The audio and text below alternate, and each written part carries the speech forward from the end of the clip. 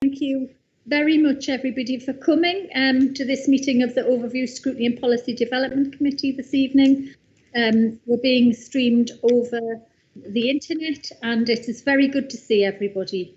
Can I ask if we have any apologies for absence?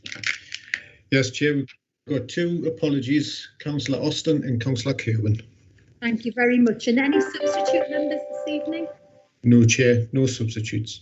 And can I remind members to declare any interests or any dispensations that they may have?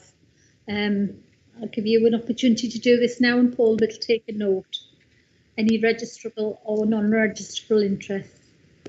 Councillor Oliver's got a hand up, Chair. Thank you. Councillor Oliver? 2 secs. I'm not absolutely certain, but I have, whether I need to declare this or not, I have, it's the Children and Young People's Plan, page 9 to 30. I have a family member who is in the age category for SEND. Thank you very much. Thank you, Councillor Oliver. We'll take a note anyway. And can I confirm the minutes of the meeting held on the 9th of November 2020? Agreed. Thank you very much. And we're very pleased to receive an annual report from Norma Redfern, our elected mayor, to give us a flavour of what is in the priorities for the Cabinet for this forthcoming year. Thank you, Norma. Over to you. All right. Thank you, Chairman. It's good to see everyone. And if I haven't seen any of you beforehand, I wish you a happy new year. And with this vaccine on the horizon, things are looking a little brighter. So even if I am seeing you through the looking glass here, it's a pleasure to see you and hear your voices. So thank you very much indeed. Thank you for inviting me here this evening and providing me with the opportunity to share my priorities for the year ahead and to reflect on the achievements over the past year. I think you would agree there's no doubt that this year has been different to anything we've experienced or known before. It has been a time of ambiguity and uncertainty, both nationally and locally. A pandemic, which was once discussed and thought about in theoretical terms, has this year become a reality that we and all of us here and our residents right across the country have had to deal with and manage. I think responding to the challenge of COVID-19 pandemic have made it an extremely busy time during which we've seen many things, we've had to do them differently. And at times, as you would agree, with great speed, sometimes getting a message from our national people one day or one evening and having to turn the whole council around the following day to make it happen. And I do realise that everyone has been working hard. I want to take this opportunity to thank my cabinet colleagues, thank all our members and councillors, and of course our chief exec, our senior leadership team, and our officers for their support and commitment. Because we would never have got through these difficult times up to now without everyone working together and aiming for the same goals. And whether our staff have continued to ensure that our bins are emptied, that our most vulnerable residents are cared for and supported, that our children have been provided a school meal, you would agree that they've all risen to the challenge, and I am immensely proud of them. And I have to tell you, I've had lots of emails from many residents saying a big thank you to the council for all the help and support they've given to their families and their young people. And there's no doubt we've had certainly to rethink the way we work. And I can't speak too highly of our staff members who've gone out there and risked their lives on our behalf to keep our services going during these difficult times. I think some of them are extremely brave. The Good Neighbourhood Scheme, in conjunction with the North Tyneside Voda, as you all know, was a tremendous success and continues even now through the pandemic. And I just want to say we've had some amazing volunteers come forward, and I can't praise them highly enough for what they've provided. I've said this in many occasions, I've said it in many audiences, I've said it in many meetings. We have some amazing residents in North Tyneside who have done and are continue to do some amazing things. So a big thank you to them too. Although the Good Neighbourhood project existed pre-COVID, it has been scaled up and Voda have moved a number of their staff to help them manage it, which has been fantastic. Until we were forced to stop due to the COVID-19 restrictions, I had continued to hold regular listening events in our town centres, as many as you know, and many of you joined me on those Saturday mornings in our town centres, talking to residents about what the future was about and what was important to them. We've also carried out targeted engagement activities to seek the views of our residents. And if you remember, I'm sure, Chairman, you remember Parkview being one of the most recent of late, last summer. As ever, the feedback from these and other engagement events have provided an opportunity to discuss issues of real importance to our residents and to adapt our plans for the borough accordingly. My aim now, of course, with the support of the Cabinet and yourselves and officers, is to drive forward the recovery, because whether we think it's coming quickly or slowly, whatever, there is that light at the end of the tunnel. And we have to continue to drive forward the recovery, because it's important we do that, not only for ourselves and our residents, but because of our children and our grandchildren. While we still must concentrate on managing local outbreaks, keeping our people safe, alongside my Cabinet colleagues, officers and partners, we are trying to do that while protecting the recovery in North Tyneside, and things are still going on, aiming to make things happen once we come out of this situation. We're trying to make sure our children and young people can stay in education and catch up, and that's really important. Our young people in education have missed out a great deal. And how do we, as a council, actually, what can we do to help make up those missing times that I've had at school, out of school? How can we help our businesses to recover? Because without our businesses, we don't have money coming into the council, so we can make things happen for our people in North Tyneside. We need to keep the economy going for the jobs, so people can get to work, so they can provide for their families, so they can hold their heads up high and be proud of what they're doing. We've had several ambitious plans, and they're not just about changing North Tyneside and investing in place. They, as far as I'm concerned, and I hope you would agree, they become some future for the borough. Moving forward, it is important that we now take time to look at what we have done differently, what changes we've made, and how we should reshape our services going forward, while continue to develop our plans for making North Tyneside an even greater place to live and work and visit as we come out of this pandemic. And I think our focus should continue on three key priorities: our people, our place, and our economy, with the aim of delivering positive opportunities for everyone in the borough.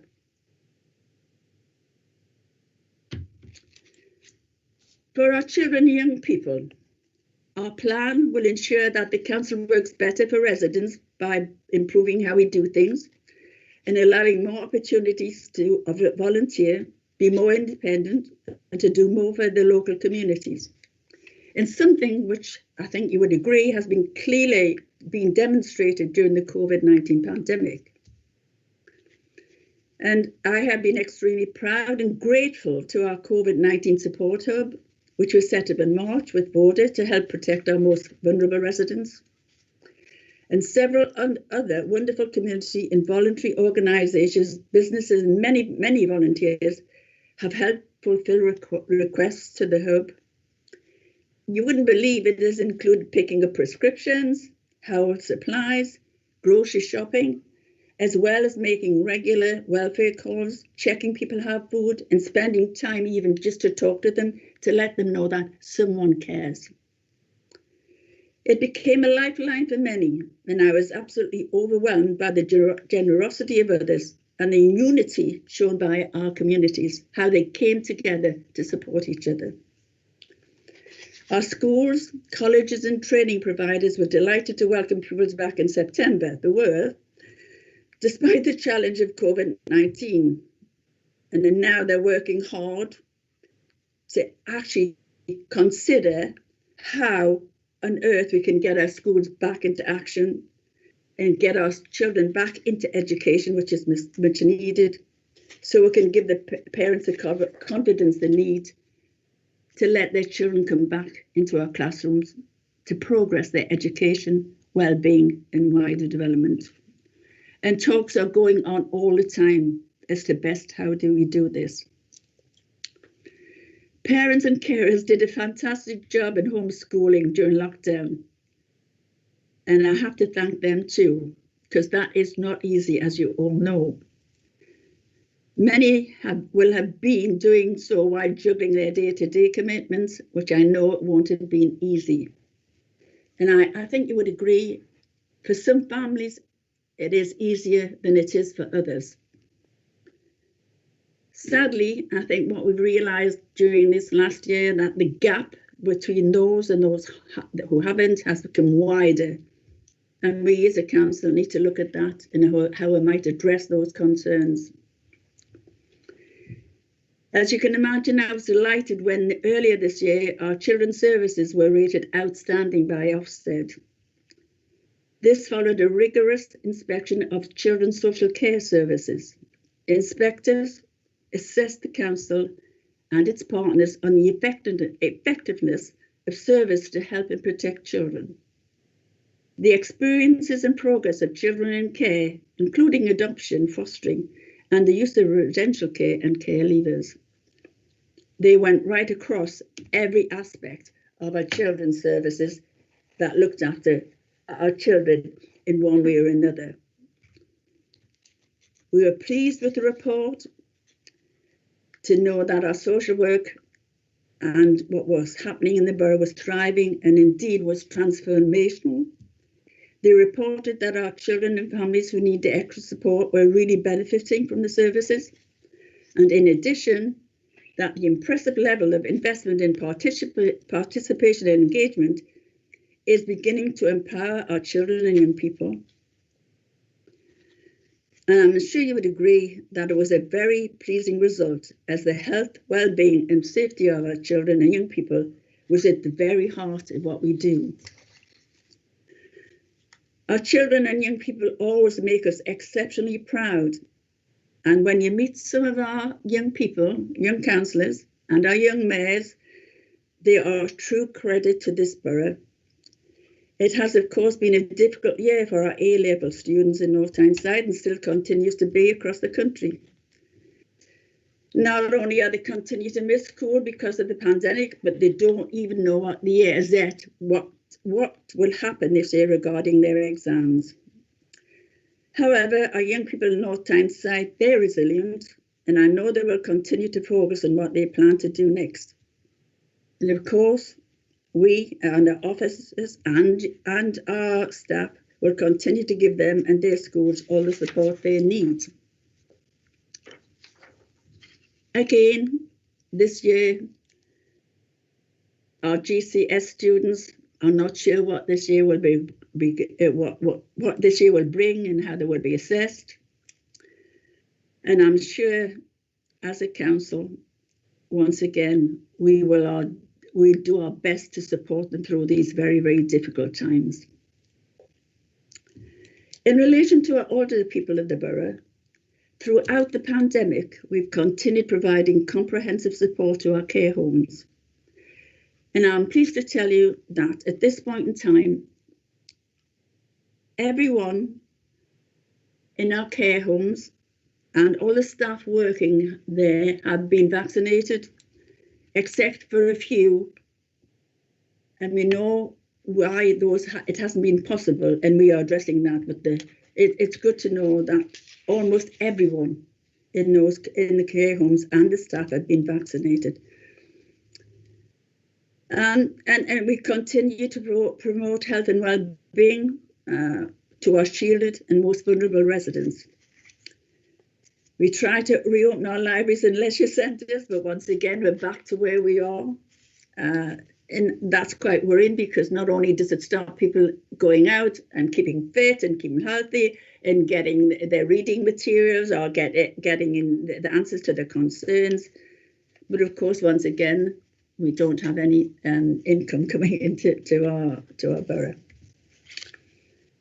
The Poverty Intervention Fund. Well, I'm pleased to be able to report that our children, older people and low-income families are set to benefit, and they have benefited from a £1 million Poverty Intervention Fund. And it has helped to reduce the impacts of poverty on our families and individuals and address the many ways living in poverty can affect our residents. And you and I will know it hasn't been easy for those families.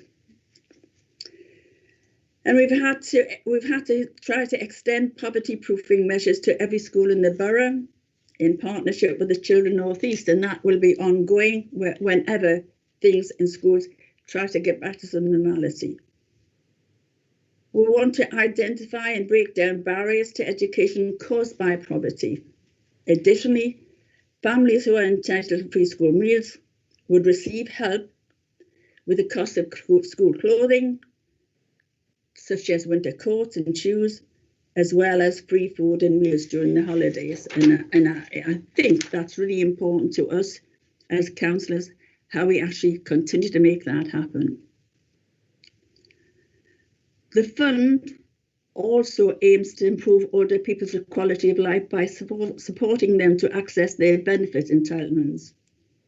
Because it's quite surprising, this number of older people in the borough don't realise what they are entitled to or even how to go about claiming it. So people are out there at present and have been for some time helping to do that.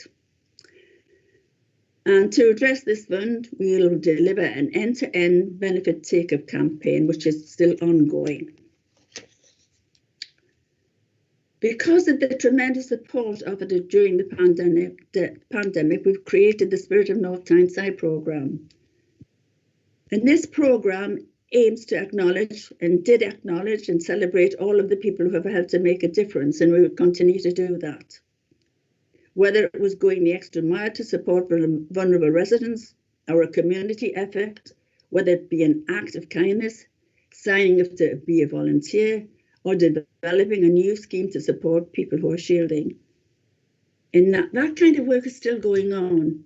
And I've said this, I'm just going to say it again. Amazing residents in North Tyneside doing amazing things to help those less fortunate ourselves. I think it's more important than ever that the council continues to work better for the residents. And I think that they ensure that everyone's ready for work and life eventually with the right skills and abilities to achieve their full potential. Economic independence we need, and we need to work to meet the business needs. We need to continue to protect our residents to ensure that they are kept healthy and well, with the right information, the right skills and opportunities to maintain and improve their health, well-being and independence, especially if they're carers. It must have been extremely, I'm sure it is extremely difficult for carers during this time.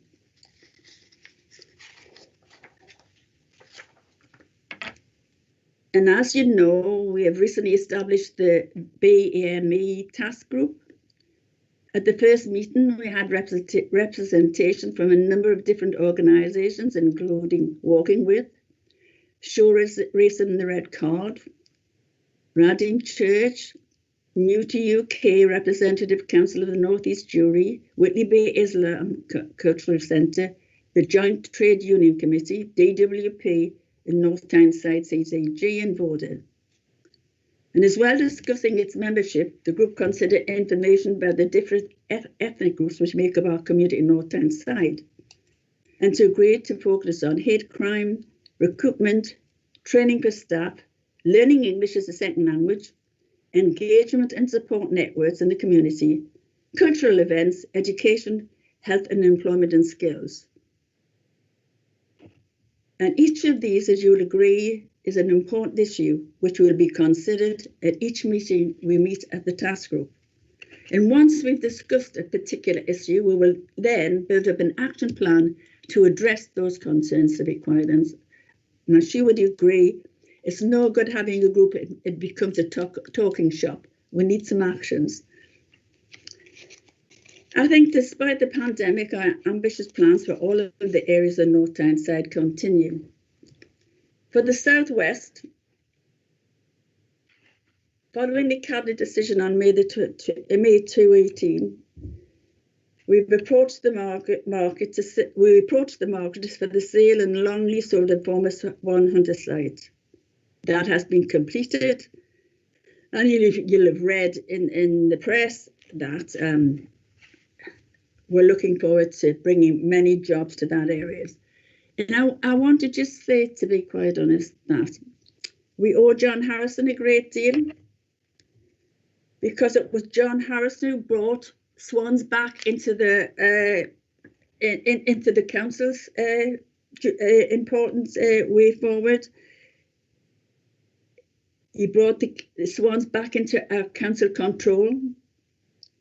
Now, I remember 8 years ago, I stood in Wallsend talking about what we're going to do in Swans and how important it was to increase the football in Wallsend. And now we had it, what we're going to do. Well, we have had it, but unfortunately, Keir was given to be one of our developing partners and nothing happened. And when we got back in, we realised, as you have read, so much had to be done to make that yard once again fit for purpose, to bring people in to actually develop the place for jobs in the new industries that we want to develop down there, particularly to do with the green agenda. And if it hadn't been for John Harrison bringing it back to councils, nothing exciting would have happened down in the Swans, to be quite honest. So I think that was an important move. There's also the Centre of Innovation down there. We've also completed the second phase of the Centre for Innovation, which now provides floor space for businesses and will build on the success of the first phase of the scheme. That is now finished and it's open, and new people are moving into that, to be quite honest. And all the companies there are related to the offshore energy sectors and the kind of industries that I hope are going to be developed on this one site. Work has been completed for a new vision for Segadunan with the Tynery Archives Museums. This has now been developed into a comprehensive 15-year master plan for that area. In Charlotte Street, following the acquisition of 11 residential properties in Charlotte Street, which were in deplorable situation, held by private landlords in poor condition and poorly managed, we bought them. And we're currently refining the plans for the refurbishment and conversion from flats to family housing. Because I think you'd all agree that everybody in North Tyneside deserves a decent place and a decent house to live in to bring up their families.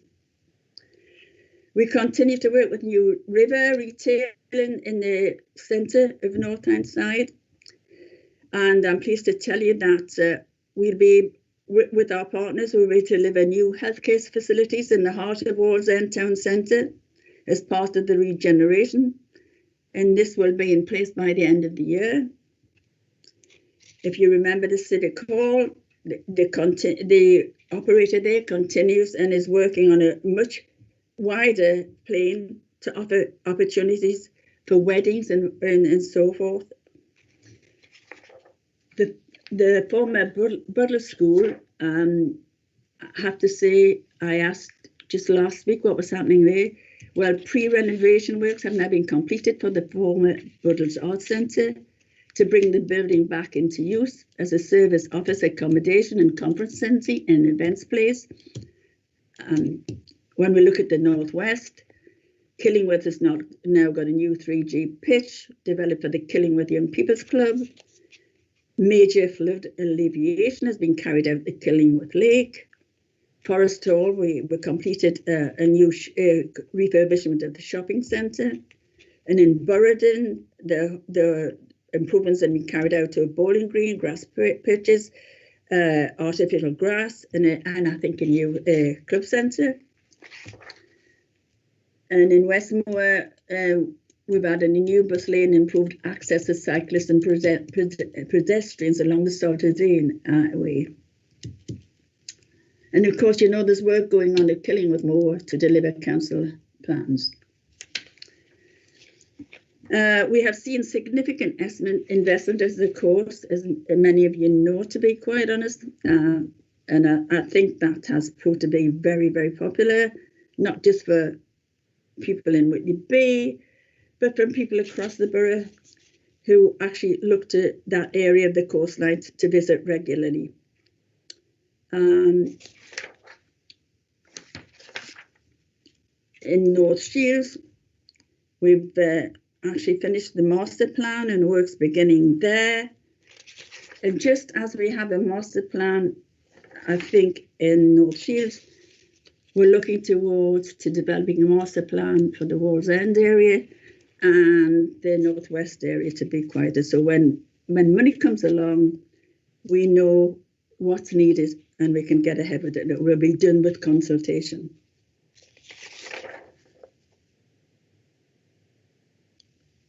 Just hang on, I think when you look across the borough and you look at what we've been trying to do, I think our plans contain a broad range of projects which develop North Tyneside as a place. Now, I would just like to say, as mayor of this borough, no place is more important than the other. Every area in this is important to us as councillors. They're all different, they're all unique in their own way. We see the needs, to be quite everyone, and we'll do our best to address them. Unfortunately, due to the pandemic, we've had to cancel some of our fantastic events that we have carried out, but I'm sure they will come back once we see the end of this and we get back to some kind of normality. I think for our economy, I think we've launched a capacity fund in response to the COVID-19 funding, and that was secured through the North Tyne Combined Authority. And we've used that to support many of our businesses and ensure the safety of residents. Manufacturing business working on products from the NHS supply chain directly linked to COVID-19, in which are unable to access NHS supplier funds, can apply for funding through the new grant screen. We've actually delivered lots of funding to various organisations across the boroughs as money came in from the government. And thanks to our staff, I remember getting an email from one resident who wrote in one day and asking for some help. And because our staff had worked so cleanly and were desperate to get it out, I got an email the next day to say, thank you very much. I've never known it so quick. I've received my money today. So I think we owe our staff at this particular time a pat on the back for all the hard work they've done. I think we had 266 new business startups were supported. And I think, as far as I'm concerned, to be quite honest, that we need to remember that we need to support our businesses because we need the jobs for our people in the borough. We've also continued to deliver on our promise of accelerating the delivery of affordable homes across the borough. In the last 12 months, we've delivered a further 180. In total, since the launch of our affordable homes programme, we've delivered 1,600 new affordable homes in North Tyneside. And I'd like to finish my update this evening by again saying a huge thank you to all of you. We might not be able to beat the COVID-19 virus at this stage, but I guarantee that we will certainly not be beaten by it. And as elected mayor and your elected members and our staff, we will work together and sell hope back to our residents and build back a better future. So thank you, Chairman. I'm sorry I've gone on a bit. I do apologise. And my mouth is getting a bit dry there.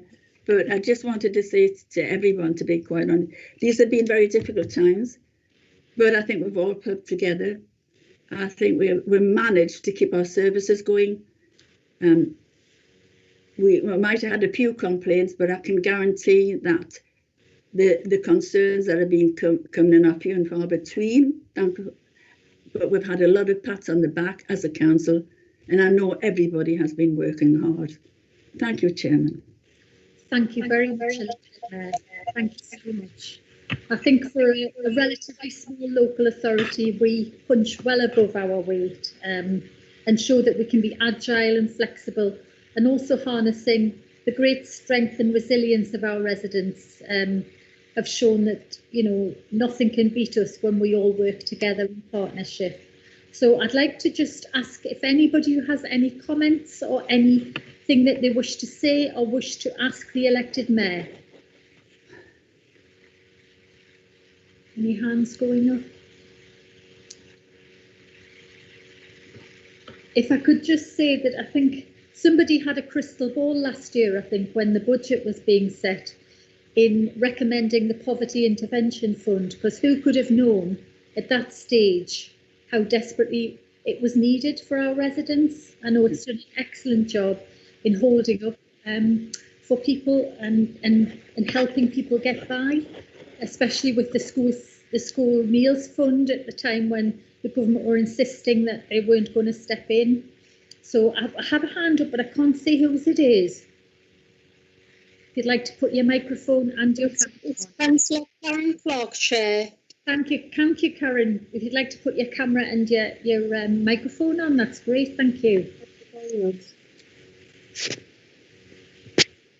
Yeah, I would just like to say a huge thank you to our elected Mayor Norma Redfern.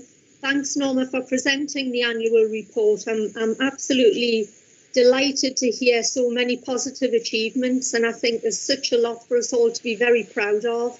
It's been a really challenging, unprecedented year, as we all know, and I think there's just been an absolutely incredible job done. So I'm certainly feeling very proud, and I just want to say a huge thank you. Thank you, Karen. Thank you, Councillor Clark. I think there's one thing that we do have, and that's a great, huge ambition.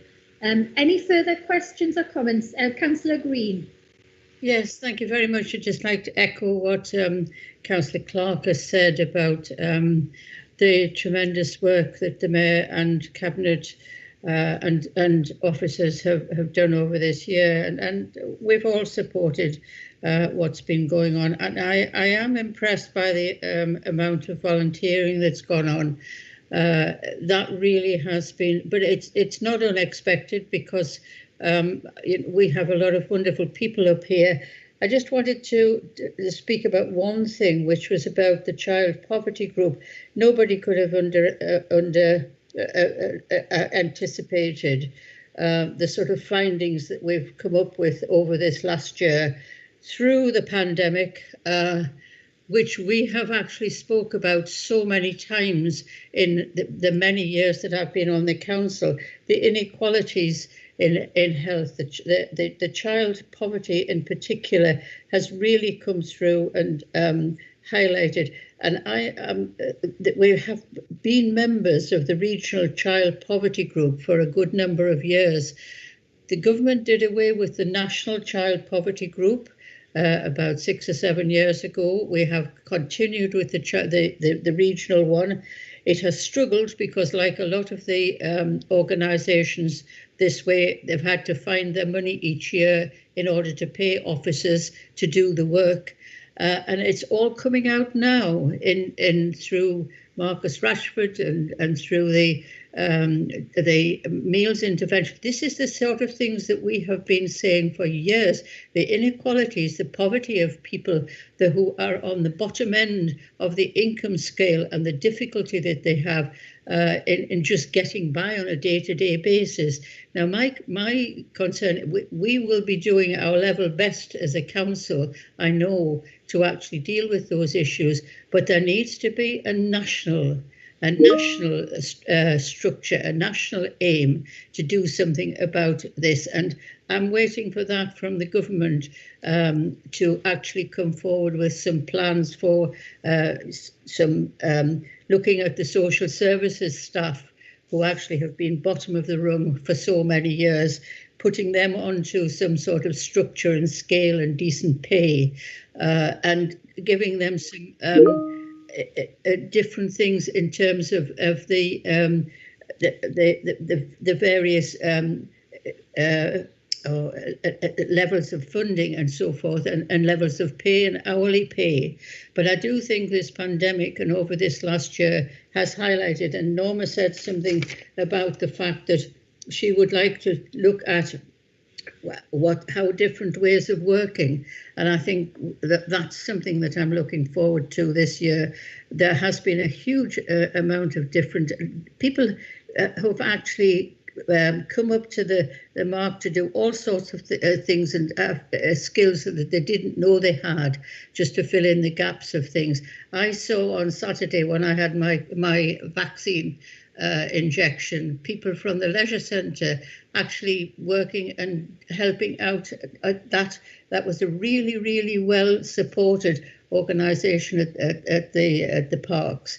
But it has been a difficult year. I think it's been a very finding year for a lot of us, and I do hope that we can go on from here with the many things that Norma has said that we have started here. Different ways of working, the inequalities and the gaps and things have got to be priorities. So thank you very much for the presentation, Norma. Thank you. Thank you.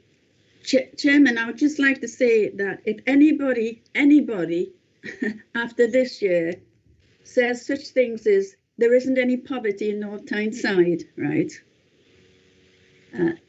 I don't know where they're coming from, because what it's done for me this year is actually I make it very, very clear that the need is even greater than I initially thought.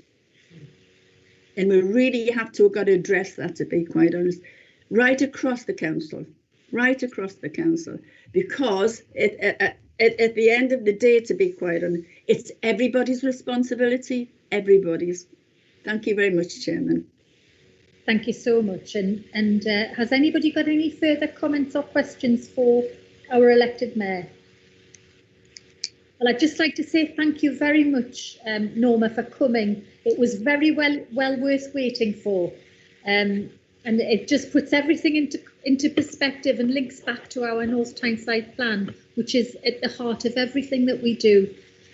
So thank you so much for coming, and you're very welcome to stay if you wish to for the rest of the meeting. But if you have other things to do, we understand. Well, Chairman, this is my 5th meeting of the day, and as yet I haven't had a cup of tea for some time. But what I would like to say, to be quite honest, it is important that our residents as well continue to work with us to make this the best place it can be for everyone. Thank you very much indeed. Thank you. Thank you. Bye-bye. Bye-bye. And we move on to item 6, Children and Young People's Plan. And can I invite Mark Jupp and Kirsty Parsons, who I think are going to take us through this quite custom plan that we have.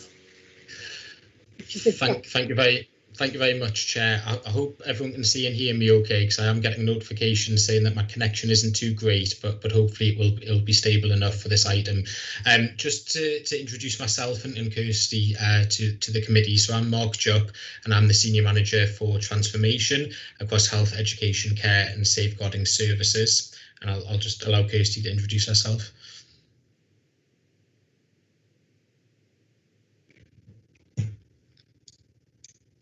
Kirsty, you're on mute. Sorry, apologies, Chair. I always do that. I'm Kirsty Parsons, so I'm the Senior Improvement Manager across Health, Education, Care and Safeguarding. Thanks, Kirsty. So the draft Children and People's Plan was circulated to the committee along with a covering report. We've because it's quite a lengthy document, we've got some slides that will just run through the process that we've been through so far in terms of developing that plan, some of the key priorities and actions, and the key next steps. So if you just bear with me, hopefully my technology won't fail and I'll be able to share my screen. Hopefully everyone can see that now. I'll just try and put it onto slideshow format. So the reason that we've brought this to overview Scrutiny and Policy Development Committee is because obviously the Children and Young People's Plan is a very important strategy for the borough as a whole, for the North Tyneside Strategic Partnership, and it's also a key element of the budget and policy framework within the Council's constitution. So really it's an opportunity for the committee to review the draft strategy and provide any comments and feedback and really help us shape the strategy and finalise that ahead of taking it to Cabinet in February and then full council in March. So Kirsty and I will do a bit of a double act, and this is what we'll cover. So we'll do a quick overview of the purpose of the plan and where it fits into the overall planning framework, the strategic vision and outcomes that we have for children and young people, which is reflected in the plan, how we've developed the priorities and the plan so far, an overview of what those key priorities and deliverables are, and then next steps to take that forward, finalise that and deliver the strategy, and then obviously an opportunity for any questions and comments. So as the committee will be aware, and as has already been referenced, the Our North Tyneside Plan is the high-level plan for the borough, which is overseen by the North Tyneside Strategic Partnership. It's structured in 3 themes, and the Children and Young People's Plan is a key document that takes forward our aspirations under the Our People theme. It's developed and owned by the Children and Young People's Partnership Board, which comprises a range of partners, including the CCG, Northumbria Healthcare Trust, the police, schools, and the community and voluntary sector. And the purpose of the plan is to set out the strategic partnership vision and intent and bring together the key priorities that will be delivered across the partnership. It's an intentionally a high-level document, and there are a range of other more specific strategies, for instance, in relation to children in care, SEND and education, that provide more detail and have more detailed actions. So in terms of the vision that we have for children and young people, it's there on the screen. So making North Tyneside an even greater place for children and young people to thrive, where all, including those who are vulnerable, disadvantaged or disabled, are ready for school, ready for work and life, cared for and supported. And we have 5 strategic outcomes, which are shown by the graphic on screen there, which really provide the focus to everything that we try to do across children and young people's services, and it's based on feedback from children and young people themselves in terms of what is really important to them. So everything that we do is aimed at ensuring that every child and young person can say, I'm safe, I'm healthy, I have opportunities, I have a voice, and I'm happy. So I think the first thing to say in terms of how we've gone about developing the plan is that clearly we're building on a strong foundation, on success and significant achievements that have been delivered during the course of the previous plan, including just a few which are on the screen there. Obviously, the elected mayor's already referred to and talked about the very positive Ofsted inspection that the local authority had in March 2020, and that was very much a reflection of also strong local partnerships that we have to ensure that children and young people are safe and cared for. We've continued to successfully deliver the Troubled Families programme, which is a multi-agency partnership targeted early help offer, and we've supported 1,500 families to achieve improved outcomes across a range of indicators. We've developed a new multi-agency edge of care service called Keeping Families Connected, which has really helped to reduce entries to care and ensure that we're able to support children and young people at home and in their communities. We've entered into a long-term strategic partnership with Bernardo's to develop new solutions to support children and young people's well-being and mental health. And we've continued to work very closely with schools, particularly to support our Keeping Children in School programme. And we've seen the impact of that in terms of improved exclusion and attendance rates. So in terms of developing this refreshed version of the Children and People's Plan, the partners across the Children and People's Partnership Board have developed the priorities that are in the strategy, which we'll come to shortly, and that's been based on an understanding of a whole host of factors. So what we've achieved so far, intelligence derived from local needs assessments, local self-evaluations, findings from inspections and other regulatory activity, engagement and understanding the experience and views of children, young people and families, specifically engagement with the young mayor, and also with a range of partnership boards and groups. Cabinet endorsed the priorities that are in the draft strategy at the end of November 2020, and a working group of priority leads across the partnership have developed specific actions that are proposed to be delivered as part of the strategy. And clearly the impact of COVID-19, as the elected mayor has already talked about, continues to be significant, and services need to continue to adapt and innovate.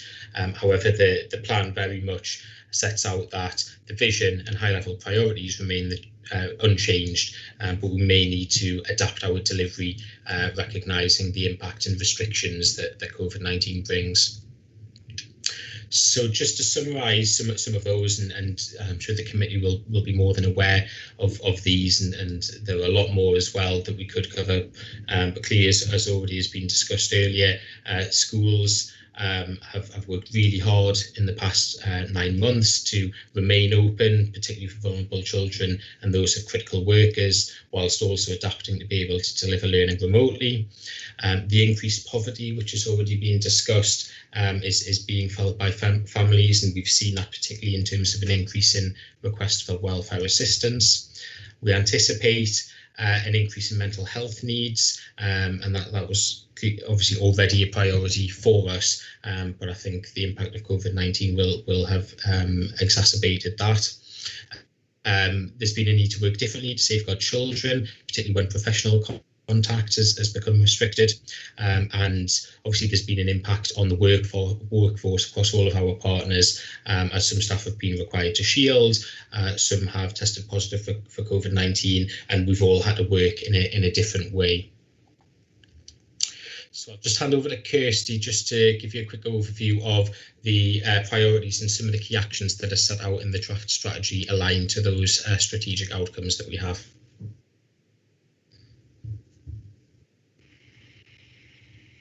Kirsty, I think you're on mute.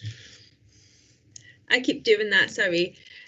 Yeah, so just as Mark said, I'll go over some of the key priorities that we've developed in line with the 5 I's. So the first one being safe, so the I am safe.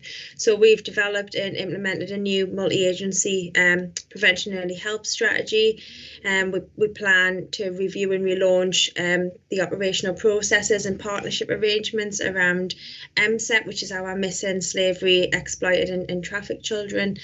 We plan to launch a new multi-agency adolescent service and review and refresh the neglect strategy across with a borough-wide communications campaign. Sorry, Mark. Next. Yeah. So moving on, I am healthy. So again, we provide the universal health visit into all families and really trying to promote that uptake of the 2- and 3-year offer to just provide some targeted parent and support programs to areas of greatest needs. We plan to implement a plan to increase the number of smoke-free homes, and that includes some antenatal interventions and some access to some good quality stop smoking services. Again, trying to really develop and implement a new healthy weight action plan and develop a plan that promotes alcohol-free childhood. So again, creating within the I Have opportunities, we plan to launch a new education strategy, which so that the committee will be aware of, increasing the focus on early reading and the phase 1's phonics, increasing the focus and the impact of the pupils premium strategies, improving some academic transition practices, developing a new SEND inclusion strategy, and developing a new multi-agency early help model for SEND, which was really to plan to give some targeted support and early intervention there, and working with partners to develop a new all-age autism strategy. So making sure that everyone has a voice. We plan to commission an annual borough-wide survey of children and young people, and really work to embed our SEND engagement and co-production strategy with partners, deliver a project to engage every child in our schools and really understand the impact of poverty on children and young people, and continuing to work with our Children in Care Council to have a conversation with every child in care to make sure that we really understand their experience and their voices are heard. Yep. And the I Am Happy is again promoting that and the refresh of the strategy, and really planning to promote mental health and well-being in children and young people in North Tyneside, and really focusing on that resilience and some of that early intervention, improving access to support and services for high risk and vulnerable groups. We plan to work with partners to promote a whole school approach to mental health and wellbeing across all education settings, and really work to develop a model of peer support across North Tyneside. Okay, thanks, Kirsty. And so as I mentioned before, the Children and People's Plan is intentionally a high-level plan, but you will recognise there's a significant amount in there that we are prioritising, and the governance to take that forward is illustrated on the diagram on the screen now. So you can see we have some key strategic partnership boards that are aligned to each of those strategic outcomes, which will take responsibility for taking forward and leading that activity that we've just run through. There's a draft implementation plan for the strategy, which is in development, which will set out key milestones and impact measures linked to those strategic outcomes that we want to achieve for children and young people. And in terms of monitoring and assurance, clearly there will be regular reporting to the Children and Young People's Partnership Board, which meets on a quarterly basis, but also to other important boards and groups, including the Health and Wellbeing Board and the North Tyneside Safeguarding Partnership Executive. So in terms of next steps, this just gives a high-level view of where we are and the plan to finalise the Children and Young People's Plan and take that forward. So as I mentioned, Cabinet agreed the initial priorities and proposals at the end of November 2020. We've continued to engage with stakeholders throughout, and are presenting the draft plan to the committee this evening for comment and views to help shape the finalisation of that plan. We're scheduled to return to committee on 2nd of February ahead of taking the final plan to Cabinet on the 22nd of February and full council on the 18th of March. So hopefully that was useful. I know we went through it fairly quickly and there's quite a lot of information, but obviously very happy to take any questions or comments that the committee may have. Thank you, Mark and Kirsty. Well, we have had the draft report and I know everybody will have read it from cover to cover.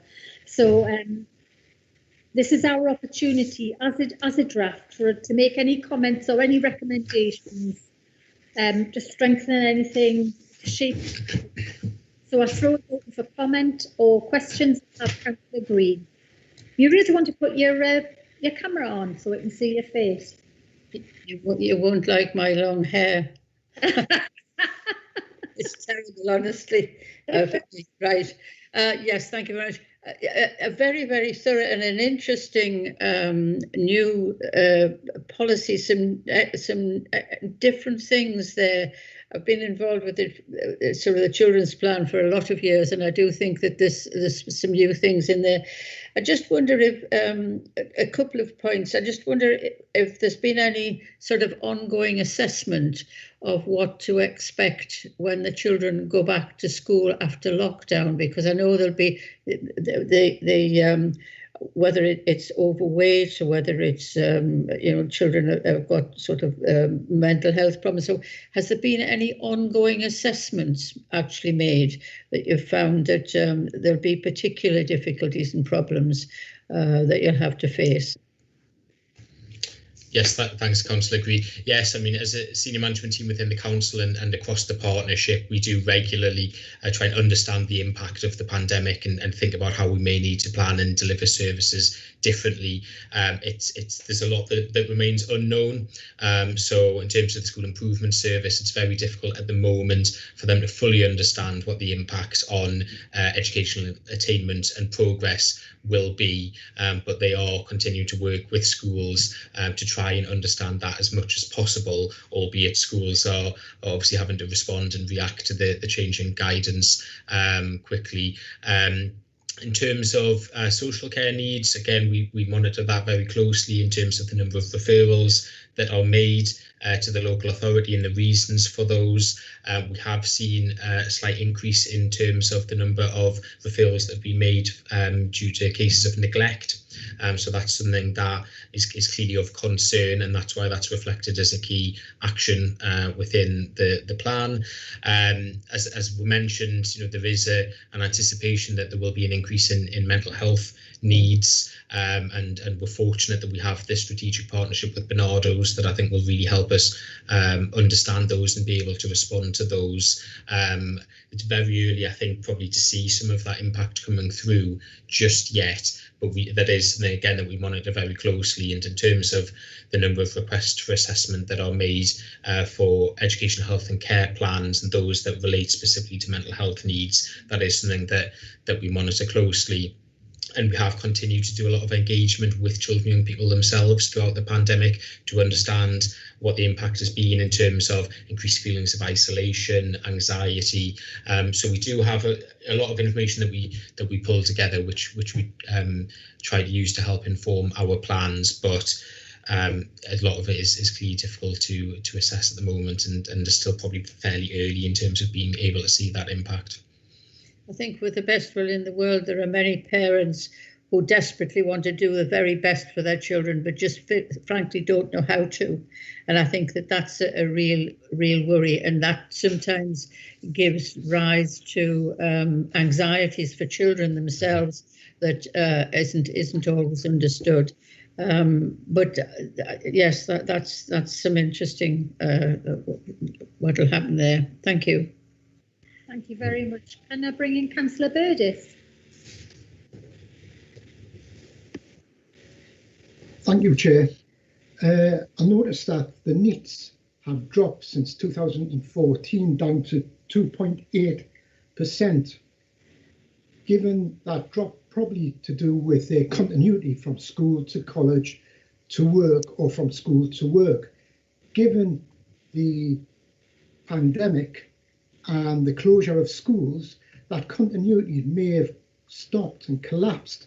What are we going to do with those that cohort of school leavers or people at school to get them into college or to get them into work, given that there's probably less jobs available and so on? Yeah, thanks. I think that is definitely a concern, and I think some of those concerns have been played out nationally in terms of the impact on the NEET rate. I don't think we've seen the impact as starkly in North Tyneside, but I think that is something that we're definitely concerned about. I know that the Connections team particularly were really ahead of the game and had a strong online and digital offer in place to make contact with those young people and try and support them. But I think it is definitely something that we need to make sure we consider, and I think that's something actually really useful that we need to probably reflect in the Children and People's Plan a bit more strongly. Thank you. Can I bring in Councillor Samuel? Hi. Just a question for me, really, in which regards children with special educational needs. And I don't know, I know we were trying to avoid as much as possible sending children outside the borough because they have particular needs that couldn't be met within the borough. How are we getting on with that? Are we at the moment having to send any kids outside the borough, or are we still managing to provide the needs within? Yeah, thanks, Councillor Samuel. Yeah, that is a really strong focus for us in North Tyneside generally, but also specifically for children and people who have SEND. And there's a lot of work that has taken place over the past 12 months, looking at our special schools and making sure they are configured effectively to provide the right types of places for children who have those specific needs, and also looking at the additionally resourced provisions as well, which are attached to some of the schools. And we've just done a fairly detailed piece of work just to refresh the whole process as well, to make sure we are getting the right data and intelligence about what that need is, and planning much further ahead into the future, so that we can make sure that we do have the provision facilities available. So we do still, as every area does, have children with special educational needs who do access education provision outside of North Tyneside, but that is a very strong focus for us, and is reflected in the Children and People's Plan as a key action under that priority as well. Do you have any indication of the numbers we're sending outside, just out of interest? If you don't, that's fine. I don't expect that. I don't off the top of my head, but I can certainly find that for you, and when we return to the committee on the 2nd of February, we can give an update on that, if that would be useful. Okay, thank you. Thank you, Mark. Councillor Clark. Thank you, Chair. It was just to pick up on a point raised by Councillor Burgess. I just want to totally agree with that point, Councillor Burgess. I think it's more important than ever that we retain and even look to increase provision for excluded young people. I think they're very, very vulnerable, and obviously during this last year it's been incredibly difficult to retain services, and I'll declare an interest myself there, because obviously I'm a director and an officer for an organisation called Justice Prince, and we work in partnership with the council to deliver a programme for neat young people 16 to 18 called Working Roots. Very well established programme now, but we've certainly struggled the last year to retain that service, and I think, you know, the first lockdown, it had to end because of the potential risks and dangers to staff and the young people travelling together, etc., in vehicles. The current programme, we're down to minimal numbers, just it's almost one-to-one supervision at the moment, so we've had to reduce the numbers in the current lockdown. I just think this particular target group of young people are the most vulnerable, and the longer they're outside of provision, particularly at this age when they've actually come through the school system, and this is a real opportunity to get them back on track and really equip them for the workplace. So I just feel like I just wanted to support the point made by Brian Burgess, and I think it definitely needs to be strengthened in the plan. Thank you. Thank you. Thank you, Councillor Clark. Councillor Oliver. Thank you, Chair. Could I ask you a couple of questions, please, Mark, about the SEND provision? You're looking at extending inclusion. I've been hearing about inclusion for years and years and years. In my limited experience, it only works if the correct support is given. So are we looking at children in a mainstream classroom or in a mainstream school in a separate classroom? I think it's inclusion in the broader sense, Councillor Oliver. So and it's very much looking across education, health, and care. So it's thinking about not only what can schools do to support those children, but actually what other support is needed from therapists or early help or whatever it may be, to support as many children as possible to remain in mainstream provision and in mainstream kind of classrooms as part of that. And if they're in mainstream classrooms, a lot of it depends on the length of time the support is there and the quality of it, because some of the young people, perhaps not physically disabled as much, but with other conditions, can have very challenging behaviour, which can be difficult in a classroom. So, as I say, it depends on the support that's given. Could you outline a bit what you're thinking of? I mean, I'm not leading directly on the SEND inclusion strategy myself, Councillor Oliver, but actually, if it would be useful when we return on the 2nd of February, I can ask a colleague to provide some additional information around the aspirations and the priorities within that strategy, if that would be useful for the committee to understand a bit more about that.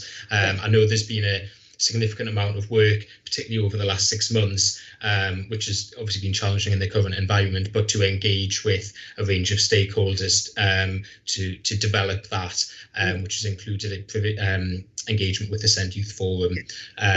So I think there's been quite a lot of consultation engagement to develop that. So if that would be useful for the committee, I can ask someone to. As I say, I've thought about inclusion for years. and it does need a lot of support to work properly. Can I also ask you about the all-age autism strategy? And could you outline what you're thinking of? I mean, again, I think probably again, it's probably useful if I defer to a colleague to provide more detailed information to the committee on that. But again, I think that is a recognition that looking at our population of children and young people who have SEND, autism is the highest area of identified need within that, and that is need that clearly, continues through the entire life course. Absolutely, because I mean, I know the SEND finishes at 25, which is why I declared an interest. But autism, lifelong condition. Yeah. Their needs don't alter when they reach 25. And it's been a concern for me and my family that what actually happens when the young person 25 is everything switched off. So the thought of an all-age autism strategy is really encouraging news. Great, yeah. I mean, that's as I say, I don't have sufficient knowledge to be able to provide loads of information around that, but I do know that is being jointly developed in partnership, particularly between the local authority and the clinical commissioning group, in recognition that it is a lifelong requirement for support from a range of professionals. So we're trying to bring all of those professionals together to develop that strategy. That's great, Mark. Thank you. And we'll bring it back to the committee. Lovely. Thank you very much. Coming back to us on the 2nd of February. Councillor Green, do you want to ask something else? Can I just ask, there's one thing, can we have the slides that you've put out? There's one thing I wanted to ask about overweight children. We've had a programme of overweight children for quite a number of years. I just wonder if you've got any new ideas. I'm conscious of the fact that there's a lot of children at home at the moment who have been learning to eat better. There's a lot of cookery programs going on, and there's a lot of family things going on. I just wonder if there was going to be anything in the region of grow and eat schemes that might be introduced into the schools more, because I think that's something over the years that we've lost. The kids don't know how to well, I suppose a lot of them do, but some of them don't know how to cook for themselves anymore, because we don't have cookery lessons and they don't get gardening lessons and this sort of stuff. But is there anything more that you might have planned up your sleeve for some ideas that way of losing weight? Yeah, thanks, Councillor Green. Yeah, I think that's a really good idea, and I think we have made a fair amount of progress in North Tyneside in this area, and I think. But I think the challenge still remains that there is a significant gap, particularly across areas where we have more disadvantaged communities. But I think absolutely the grow your own is a really good idea. And I think at this stage, in terms of developing the plan, the aspiration is for that action plan and those ideas to be further developed, and then that will be overseen by the Health and Wellbeing Board in terms of their role of delivering, but that's absolutely something that we will be taking forward when we develop our implementation plan, where once the strategy is agreed. Can I just ask you about the place of the Health and Wellbeing Board in the structure that you have at the very end?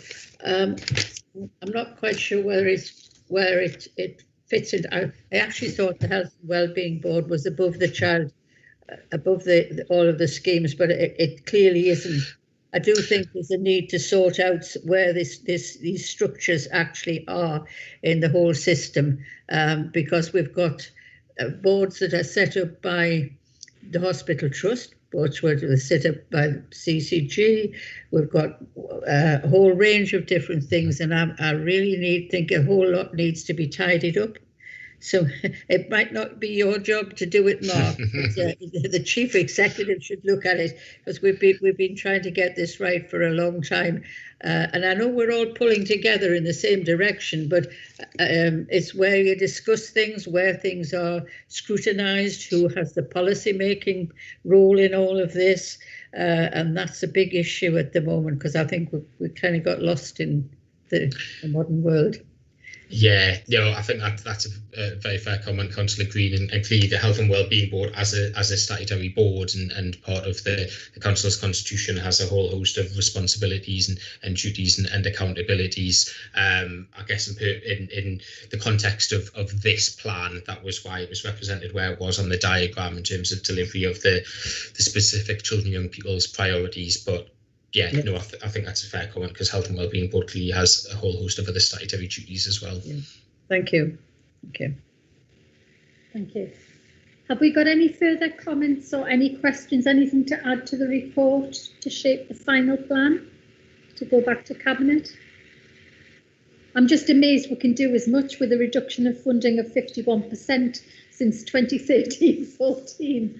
And actually see where the money is needed and direct it there. So, did you want to come in there, Muriel? I was just going to say, if it's all got to go back, I think the issue about sorting out the structures and responsibilities and accountabilities really should be on that, very firmly on that list, because we've got lost in health and well-being and adult social care, which is the scrutiny and the cabinet members' role, and it might not be wrong, it might be right, I'm not saying, but I think it does need to be sorted out, please. So that needs to be one of the things. Yeah. Thank you. We will do that.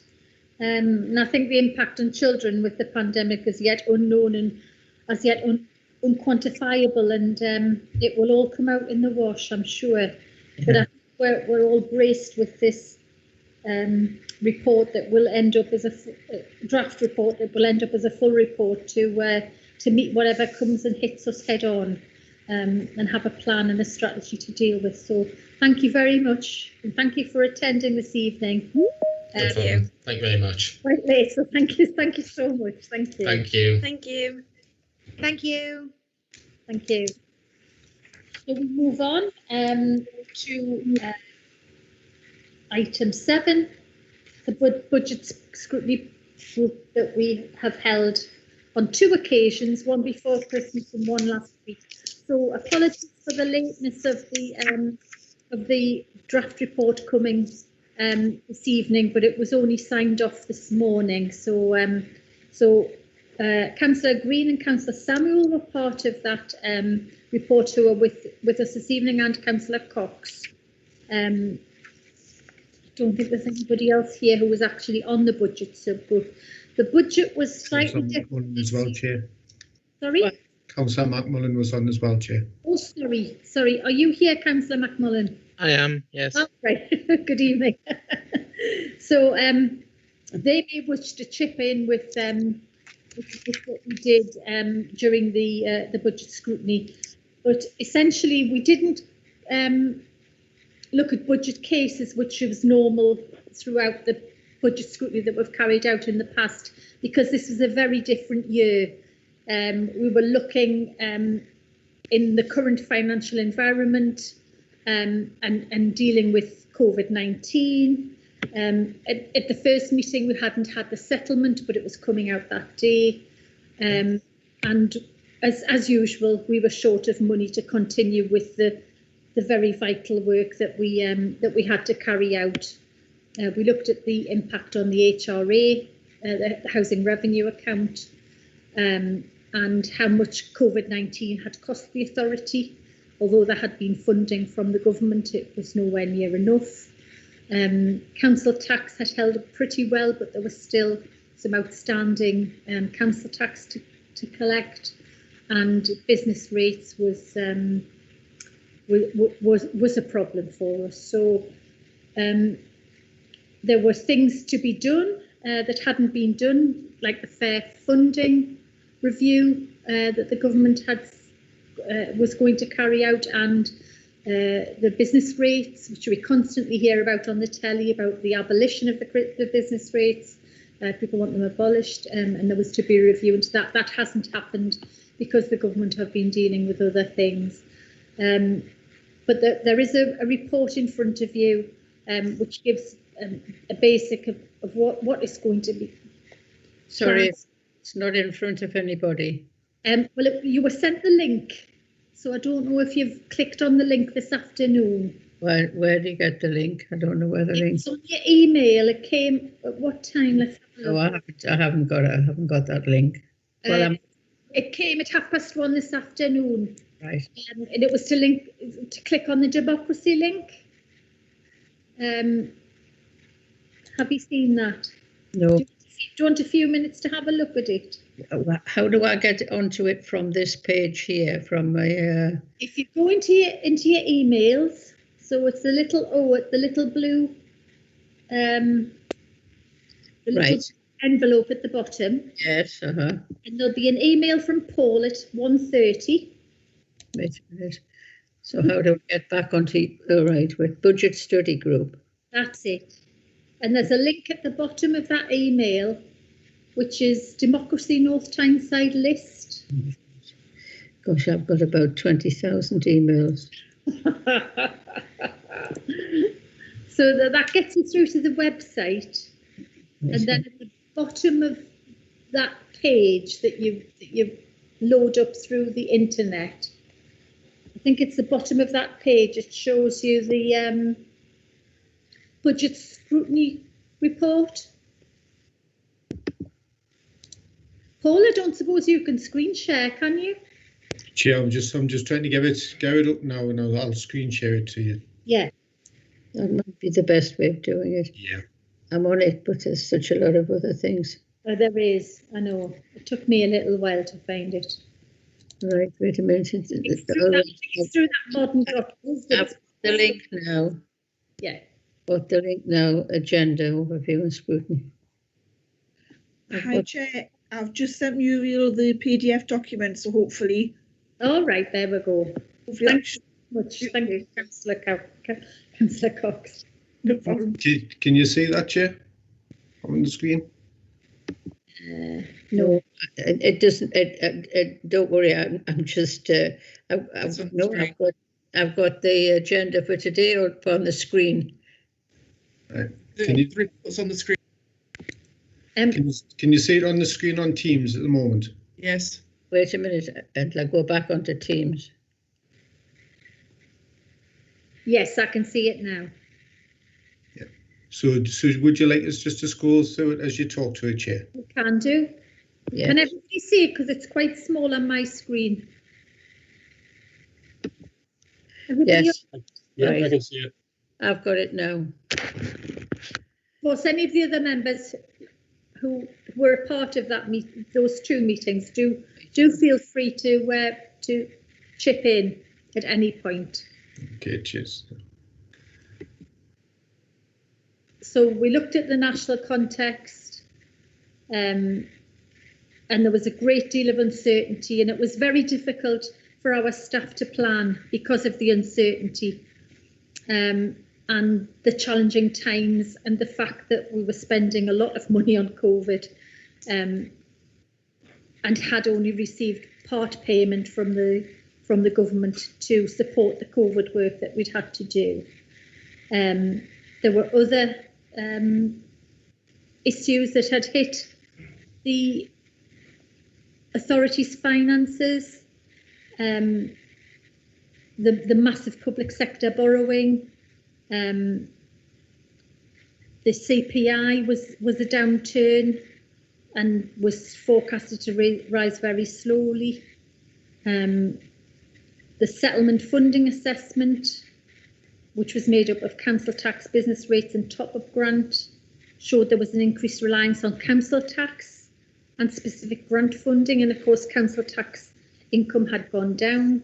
Income generally in the local authority had gone down because of sport and leisure being closed for most of the year and school meals being closed for most of the year. And our council plan, as the Mayor said earlier, is at the heart of everything that we do, and our three key themes also play a part in the budget and the basis for our recovery in North Tyneside.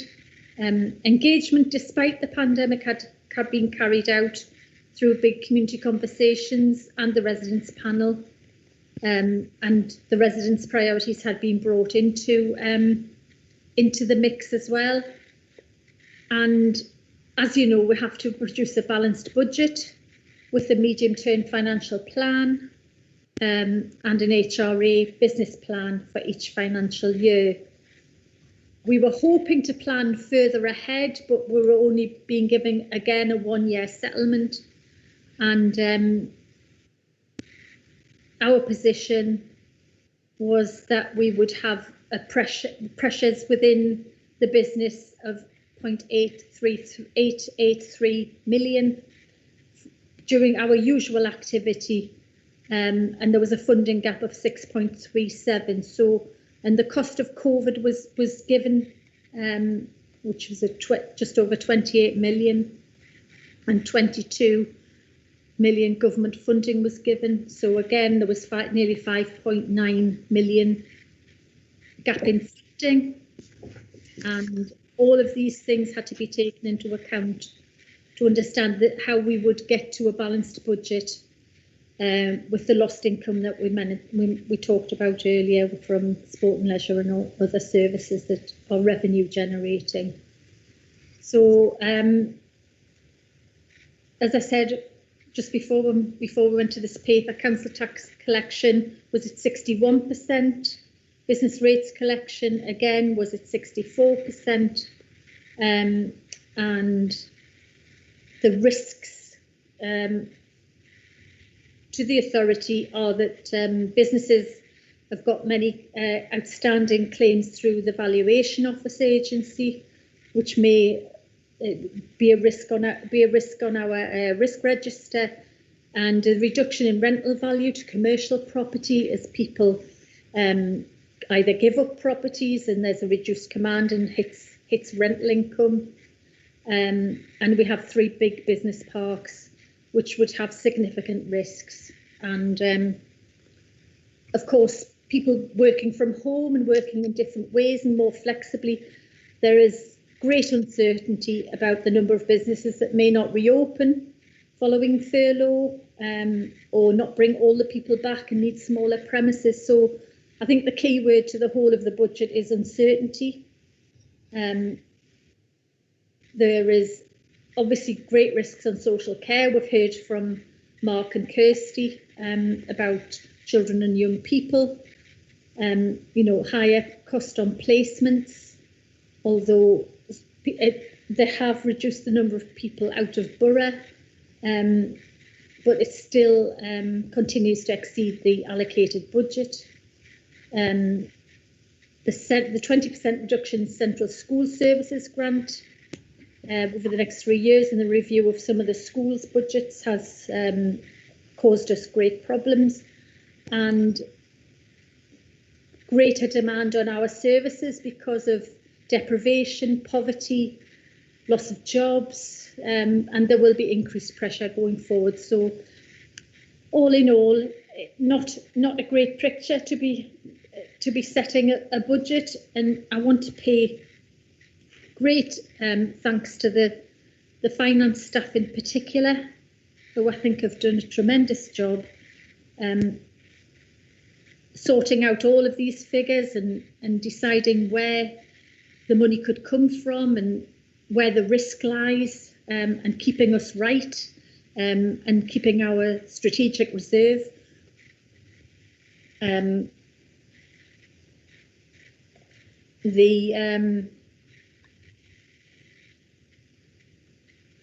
This won't be over for us for many years. I think this will continue, and we will have to manage the budget pressures that will manifest themselves to us. We have a great team who are there to help us and decide where we can go forward. And we were there to look over the shoulder and just see that we were being fair and balanced and efficient. And the decision was taken that apart from all of the stuff behind it, that there would be some workforce planning changes over the next 4 years, where people's plans, recruitment and skills that were needed may change. on commissioning planning, looking specifically at procurement, demand management and testing joint provision with the NHS. I think something that has come out is that we've worked better than ever in partnership with other people, simply because we've had to, and I think that will bear fruit going forward. Digital strategy, and we as some of you may know, we now have where we used to have all ONG staff, we now have a North Tyneside member of staff looking at our digital strategy for the authority and changing things. And asset management planning. I know this has been here before, but the need is greater now with properties that we have, to reduce revenue costs and to improve the properties that we do have, and maybe dispose of those that we no longer need. And on the 12th of January, we got the precise settlement figures following the announcement that had been later on the day of the 17th of December, which was our first meeting. And we heard that we would receive 5.57 million for expenditure in quarter 1, 21-22. Some of that income may be used to manage fees and charges that we needed to manage over that period, and also we were working on a local council tax support scheme, which would give relief of £150 to residents, and the Poverty Intervention Fund, which was a master stroke last year. There was some unspent balance from that, which would be transferred ahead to next year to help with that work that we were carrying out. We took part in the business rates, the NNDR pilot, and we had some funding to return for that, and we got some North of Tyne funding capacity grant, which would continue to be spent into the next financial year. There was additional pressure because of the changes with the payment of new homes bonus of 1.27 million, and officers had found a way to plug that gap. I think it was through the HRA, I think it was, from what I remember.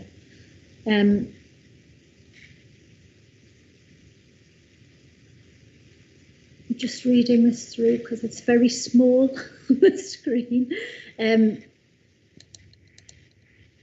That's better, Paul. Thank you very much.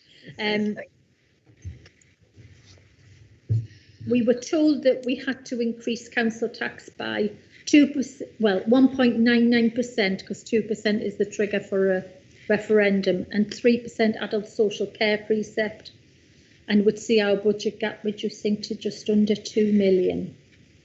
The tax income guarantee scheme and other areas are still awaiting confirmation, and we would hear after cabinets have met and the final proposals would come to us on the 2nd of February. However, it's very clear that there's huge challenges ahead in delivering the priorities of our plan, but we are an ambitious authority. We punch well above our weight. We have flexible and agile working practices. We've got a fantastic team of staff who are helping guide the Cabinet and the Mayor through all of this. And I have every confidence that during this time that a balanced budget will definitely be presented, but we have to be mindful of all the things that we know are going to happen with the very deep recession that will come post, well, is happening now and will come post-pandemic. What I would say is that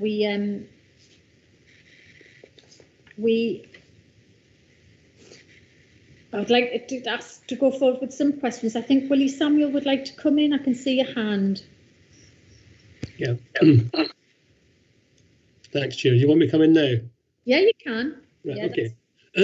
Really, it was just I've been on the subcommittee now for the best part of 3 years, I think, and probably about 2 years ago we had a discussion on the subject of reserves, because from some quarters there was a suggestion that reserves were some kind of magic money tree, and that we by adding together various bits and pieces of money, the council was sitting on certain sums of money, which it certainly wasn't.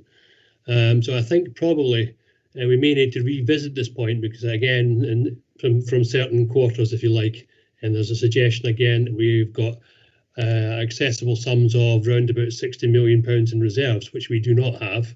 It's quite clear in the report that the kind of reserves that are accessible, they're, I think from memory, we're talking between 10. It says in the report then it's about 10 million we need to keep as a kind of a sensible level of reserves. I think we had something up to 14 or something like that the last time I remembered. But the idea that, as I say, there's some magic pot of money that we can use to keep the council tax down in terms of reserve is just arrant nonsense, and I think that really needs to be stated at all stages in this report, because it's likely to be a debate, certainly a debate that we're likely to have at council on Thursday, and then moving on to the budget process itself. And I think we used to we scorched this a couple of years ago, and it seems to have come back again. So it needs to be pointed out that there's no truth in this idea that this great sums of money that the council's sitting on, which aren't being used, sadly. We did talk about that in the budget subgroup, and thank you for reminding me, Councillor Samuel, because I think it could be strengthened. It does say 10 million within the report. It is higher than that, but there are other monies within the strategic reserve that are earmarked for projects. So I think it's what Janice Gillespie refers to as the rainy day money, which we need if we have something like a pandemic, which we very much drew upon to get us through the initial stages when government funding had not been paid. So I think we could strengthen that within the report. So I'm glad that you brought that up. Thank you very much. We will do that. So Paul will take a note of that. Okay. Just pull that up. Is there anything else that you want to raise? No, just in the reserves. As I say, I think apart from that, it's an excellent piece of work, and certainly thanks for Paul and the officers for the support and pulling that together. Yes, certainly indeed. There was another matter I was going to raise. And that was sometimes years gone by, and although it didn't happen this year, there is a suggestion that council tax should not be raised. And I know we've been actively encouraged by the government to raise by the 4.99%, as we are every year, but certain quarters choose to ignore that. But if we didn't increase the council tax, then the cumulative effect of that would mean that we would lose that funding forever and a day. So year on year, that would be the cumulative effect of losing that funding every year. Councillor Green.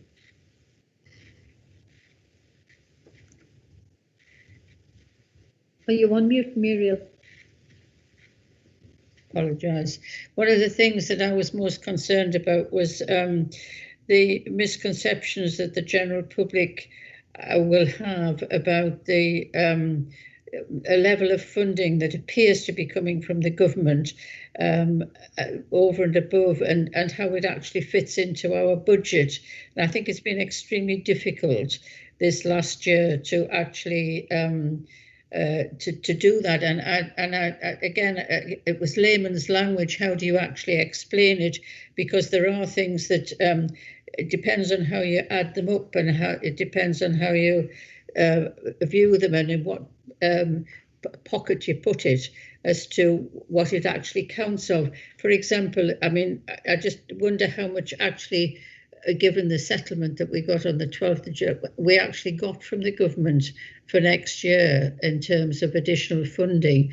There are, as you say, the suggestions that the council tax should be raised for 2% and 3% for various things, as they have done in years past, because there was always the assumption that the budget would be raised to meet the needs of local adult social care, in particular social care. So I just wondered if we had got any idea of how much we'd actually got this last year for add-on. How much is there? Somebody can give us that figure? I can't off the top of my head, but I'm sure we can find out. I know you mentioned this in committee as well, in the subgroup, Muriel, about having to get this message across and how to get it across. Yes. So that people understood. And I had been thinking, and I didn't know if we wanted to incorporate this in the recommendation, would be that maybe somebody could write an article or a graph or something within our North Tyneside, within the magazine, or within the actual bill that goes out in the post to show how the funding is made up in very, a pie chart or something very simple for people to understand. I don't know what. I think that would be very helpful, Chair, because I mean there are very helpful diagrams that come out every year as to what proportion the council spends on each particular aspect of care and service that it gives. But it's to make people understand that there are these big figures and big sums that come out, and they look massive when they come out from the government, but in actual fact the council's share is minimal in terms of, and it doesn't always match up that it's equally divided by 300 and something whatever councils there are, because there are formulas that it actually is given by. So it's not an easy one to understand. My message really would be, if there's going to be anything that comes out, that look at, if you have time, look at the council's budget, the actual budget that comes from the council, the papers of the council, because that's the best way. The treasury work that there is done by the officers, because that's the most effective way to understand what the figures actually are. I think they can be distorted in quite destructive ways, and that's the thing that I'm trying to avoid, Chair. Yeah, I do understand what you're saying. Councillor Samuel, have you got something else? Apologies, is my hand still up? No, that's fine. Yes. Has anybody else got any comments to make? I'm sorry about the lateness of the report, but as is the case with budget reports, they are always very late. Any comments, any recommendations, anything to add, anything to take away?